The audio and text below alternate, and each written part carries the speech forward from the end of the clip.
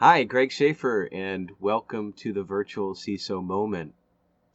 We're several weeks now into the COVID-19 stay at home order or recommendation, suggestion, depending upon where you're at. Regardless, it certainly is a radical change for business, and we've seen some shaking of stock market and unemployment and uncertainty. There certainly has been some lessons learned very hard, very fast, very unexpected with regards to keeping business operations running. Sometimes when you're in the middle of something like this, it's hard to see the end, uh, but it really is something that is not going to be ongoing, and as such, we need to be preparing for it. That there is going to be an end to this, and then we need to be able to learn from it. So, one of the things that I've been trying to do, both professionally and personally during this time, is to absorb the changes and the differences in the environment here. Certainly in my neighborhood and a lot of other neighborhoods, you see a lot more folks out and people waving and saying hello.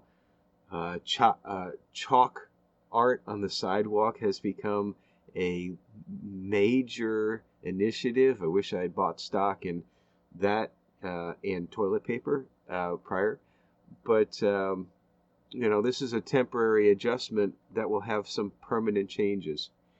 I like to sometimes equate the uncertainty of this situation to what I felt in Desert Shield and Desert Storm. I was a reservist back then, and we were activated. I think that maybe there was the naive assumption that our activation would just be to um, augment or backfill the position stateside while the full-time airmen went overseas to fight, and that wasn't the case. We were trained to go and fight a war, and we did. And there were some measures of disappointment during that because originally it was 3 months, and then by the time the war started, we were told we were going to be there for the duration, which could have been years. And yet that all ended very fast. And I haven't felt the same way in since then as I have with COVID, that this is a very significant issue and tragedy, but it's going to end sooner than what a lot of people may think, and then we're going to be back to normal or our new normal, hopefully with lessons learned. And that's really the thing that I wanted to address here is that certainly for those who have not and hadn't prior to this undergone a business continuity exercise that involved a pandemic, I'm sure it was a wake-up call. Several of our clients we had worked with over the past year or two with pandemic exercises, and it did prepare them more so for the issues that came about. But no exercise can really replicate the lessons learned in a full-blown real situation. And so from that, there's going to be some lessons learned. I know that from my point of view, you always talk about business continuity and being able to ensure that people can work from home and or that you have disaster recovery sites and so on and so forth. And I always thought about that from like an office uh, uh, worker environment in a way. I never really thought about it so much from the aspect of continuity of operations. It's really kind of cool to see that churches, for example, have moved their business to online to be able to provide that needed service for their congregation. Our church does that. But another one, which I never thought about at all, which I think is fascinating, is my gym and my coach.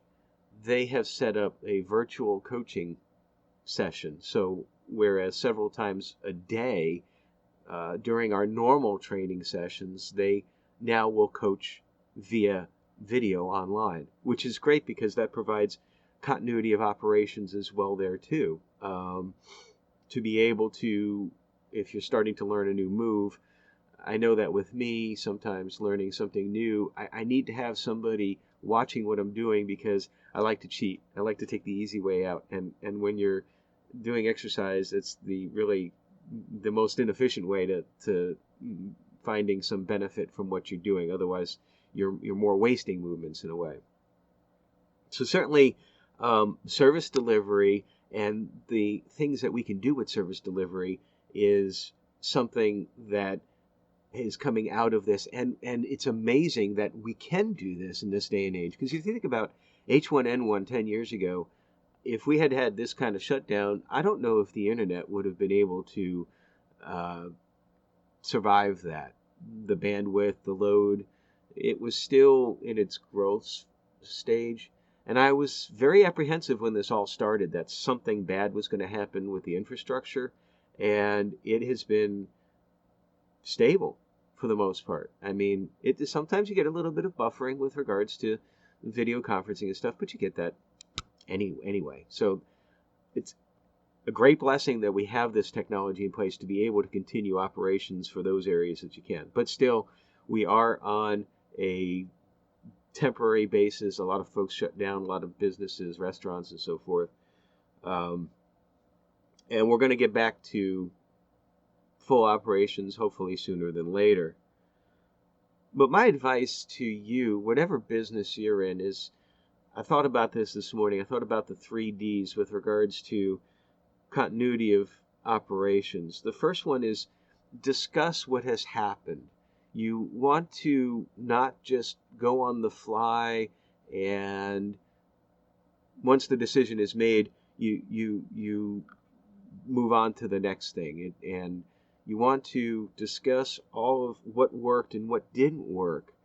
And then from that, the second D, decide what you're going to do going forward to bolster your operations. And it doesn't have to just be business continuity, because maybe during this entire endeavor, you've learned that, hey, we can actually be more efficient in some ways if we have folks working from home. And what a wonderful world that would be if we could have more people telecommuting, cut down on the traffic and on the pollution. This might be a watershed moment in order to encourage that sort of growth, because I think that there's been a lot of apprehension still, old school apprehension, myself included, that, well, working from home, people are going to take advantage of it. But if you're forced to be in a position where people have to, you really can see the benefits and also the ugly, where I'm sure that there are some people that would take advantage of it as well, too. And then third, document.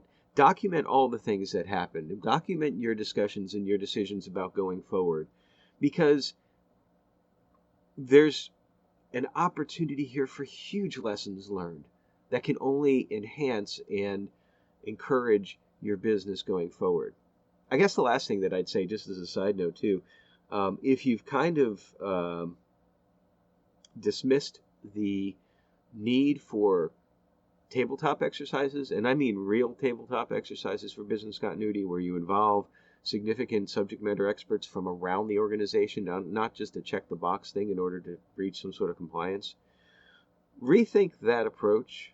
I submit to you that those that had already gone through the more in-depth exercises were much more prepared to meet this challenge that evolves rapidly than those that didn't.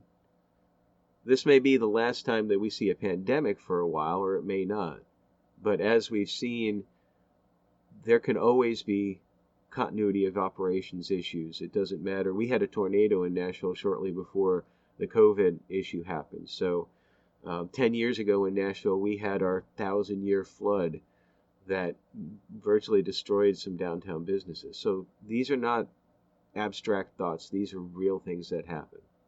So have a great day and stay secure.